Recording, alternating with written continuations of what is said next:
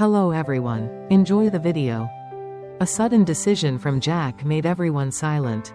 The ex-father-in-law was stunned, and Tu Tien burst into tears on the spot. What did Jack say that changed everything? The story full of secrets and tears begins here. Don't take your eyes off the screen. Let's watch together. Tu Tien walked slowly through the winding path, with bamboo groves rustling in the early morning breeze on both sides. On her shoulder was an old bamboo basket, lined with green banana leaves to hold lychees. It was still early morning. Dew still lingered on the grass. But she had already arrived at the gate of a house with a lychee garden laden with fruit, a house with a tiled roof and moss nestled under the shade of the trees. The garden owner greeted her with a familiar nod, without saying much, just pointing to the lychee forest behind the house. Without waiting for further prompting, Tu Tien rolled up her sleeves, carried the bamboo basket, and quickly weaved her way between the lush lychee trees. She climbed each branch, using scissors to cut each bunch of ripe, red lychee, her fingers moving quickly and gently as if she were very familiar with the job. Each bunch of lychee she picked was carefully placed in the basket, avoiding crushing the fruit. The sweet, cool scent of lychee wafted through the air, mixed with the pungent smell of tree resin, making people feel calm. Sweat soaked her back, but Tu Tien's eyes still sparkled with quiet joy. When the basket was full, Tu Tien gently stepped out of the garden, holding the basket's handle tightly so as not to spill the fruit. She carried the fruit to the front of the house, placing it on the sedge mat that the homeowner had prepared. The homeowner counted the amount of fabric and paid the garden owner.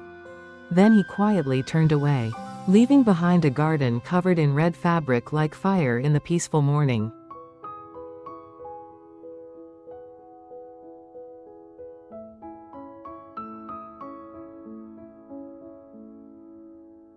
In front of Jack was an unfinished house, the work of a retired man who used to be a meticulous and careful cadre.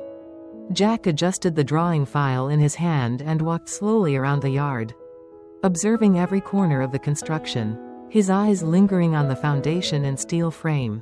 He nodded slightly, looking satisfied, but still did not forget to walk to the main worker, a man in his 40s. Tanned skin, sleeves rolled up high, who was busily checking a bag of newly poured cement. Jack spoke in a deep and clear voice. Remember to follow the design. The details of the windows and roof are clearly written. The main worker looked up, wiped his hands on the towel hanging at his waist and replied, "Yes. We still try to follow each part. If there is anything wrong, we will fix it immediately." Jack nodded, but still spoke seriously. The homeowner is quite difficult. He pays attention to every small detail, so I hope you will try to keep it according to the design for me.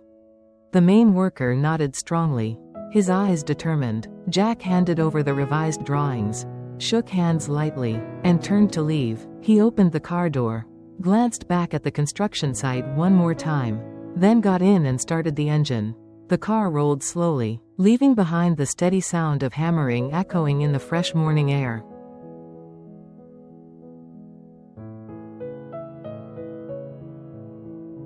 Tu Tien carried a bamboo basket full of ripe red lychees on her shoulder, quietly walking to the market in the gentle morning sunlight. The bunches of lychees were plump, the outer skin was rosy, and the fragrance wafted through her every step. She chose a small corner of the market, spread a plain towel on the ground, and arranged the bunches of lychees into baskets. Not long after sitting down, a few people stopped by to look, praising the lychees for their freshness and sweet fragrance. A fishmonger nearby smiled and said, "The lychees picked by Tien are delicious. Naturally sweet." That compliment spread like a breeze, attracting more people to buy. Passers-by, acquaintances in the neighborhood, everyone passing by stopped by to buy some to support.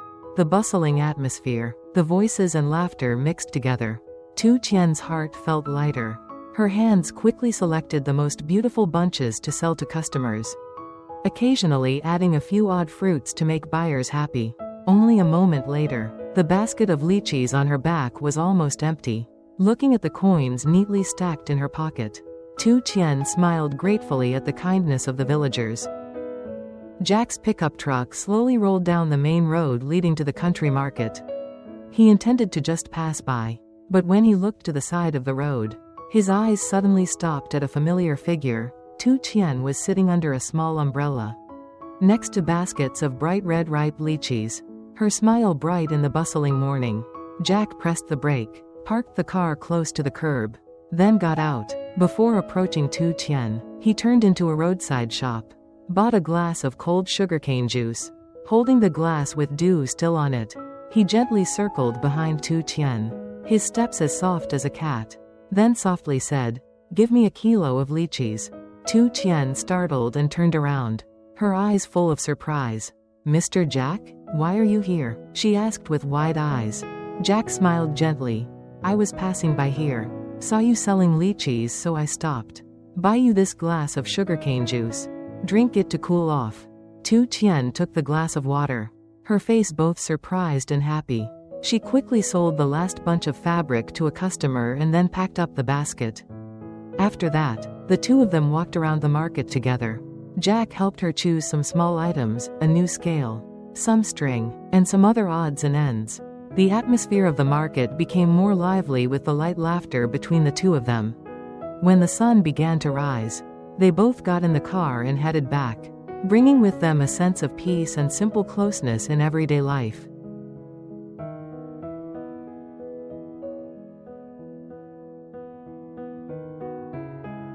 On the way back from the market, Jack's car rolled slowly through the sunny village road, with bamboo groves on both sides casting thin shadows. Tu Tien sat in the passenger seat, talking and looking out, when suddenly she stopped, her eyes stopping on a thin figure who was bending over to pull a large bundle of firewood under the harsh midday sun. The hunched shoulders, the faded shirt covered in sweat, it was Mr. Dong, her ex-father-in-law. "Jack, stop the car," Tu Tien called softly, her voice both surprised and worried. Jack immediately pulled the car to the side of the road, and she opened the door and quickly got out. "Dad, what are you doing here?" Tu Tien asked, her voice choked. "Last month when you left, you said you were going to your relative's place. I thought you were settled?" Mr. Dong turned around, his eyes showing tiredness, his hands tightly gripping the rope to tie the firewood. He smiled awkwardly and did not answer right away. At that moment, Jack also got out, opened the trunk of the car and took out a bottle of cold water and gave it to him. "Drink this to cool off first." Tu Tien looked at him, her voice lowered. "Where are you now?" Mr. Dong was silent for a moment, then said softly, "Dad is under the sewer by the road. Undercover, just staying for the day." "Son." After hearing that, Jack didn't say anything more, just gently walked over, took the bundle of firewood from his hand, and put it neatly in the trunk of the car. He turned around, opened the back door. "Get in the car. I'll take you home. How can you walk in the hot sun like this?" The atmosphere was silent for a few seconds. Then Mr. Dong nodded slightly, his eyes quiet, and got into the car under Tu Tien's worried gaze. Jack's pickup truck slowly stopped by the side of the road as instructed by Mr. Dong. In front of them was a large ditch running along the field, where there was an old, moss-covered sewer. When the three of them got out, Tu Tien couldn't help but be stunned. Under the low concrete dome, Mr. Dong had spread out a few tattered tarps to make a temporary bed. And in one corner were some miscellaneous items, an old cloth bag, a broken kettle, and a few worn-out clothes. On one side were also placed cans of rice and some dry firewood. The air in the sewer was humid. The smell of mud mixed with the smell of mold made it difficult to breathe. Tu Tien covered her chest with her hand. Her voice choked.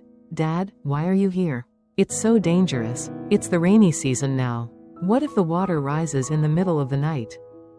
Mr. Dong just bowed his head and smiled sadly. "Dad doesn't want to either.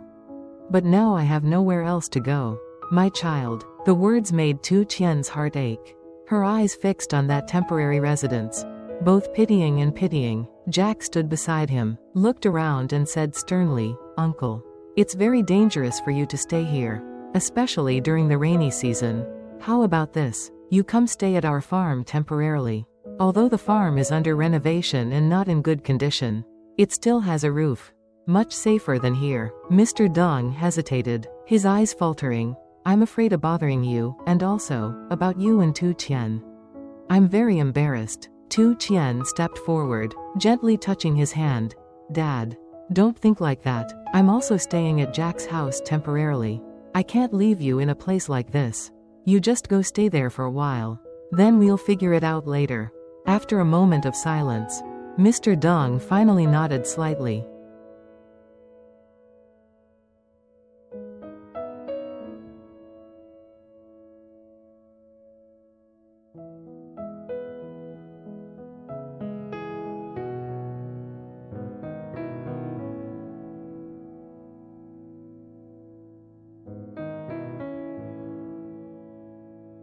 Jack did not say anything more. He bent down to collect his grandfather's old belongings, carefully put them in the trunk, then turned back to help him up to the cabin. The car started again, heading towards the farm not far away. At the new shelter, Jack and Tu Tien arranged for him a small, clean corner with a windproof door. Before leaving, Tu Tien told him, Dad, stay here and look after the cats for me. And remember to boil some hot water to drink every morning. The weather is very cold these days. Mr. Dong smiled and nodded. Both of them turned away. He stood in front of the porch with a thin figure and his eyes were less heavy. Then quietly returned in the late afternoon.